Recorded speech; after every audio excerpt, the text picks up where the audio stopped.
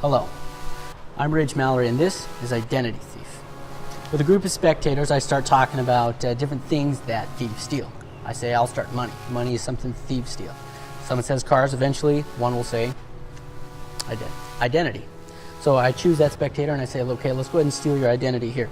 I'm going to ask you to tell me when to stop, okay? So that's going to represent our thief, okay?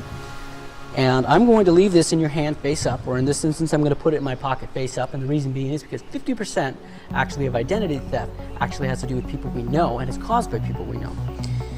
Then what I say is, let's go ahead and let's just grab the next card here, and this one's going to actually represent your identity, okay? So let's go ahead and define your identity. I'm going to take this Sharpie out, and we're going to define your identity. I ask them to choose a number.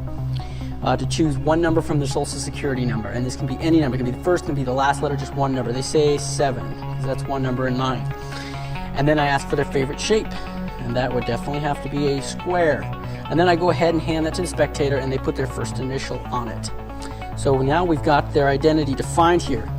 They've got a letter, number of their social security number, their favorite shape, and then the first letter of their first name. And I'm going to go ahead and just mark this card so we don't forget the identity.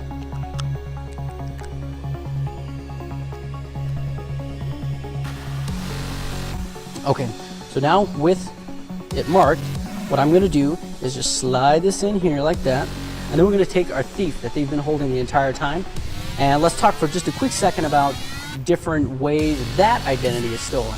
The biggest one actually right now is internet profiling. So let's pretend that all these represent the different profiles that we have. Facebook, Tumblr, you name it, all the different profiles. So we just put our robber on top here, and we're going to get all his profiles, and we're going to mix it right in here, right along with all your profiles, okay? And eventually, if he has the right equipment, he can eventually break through.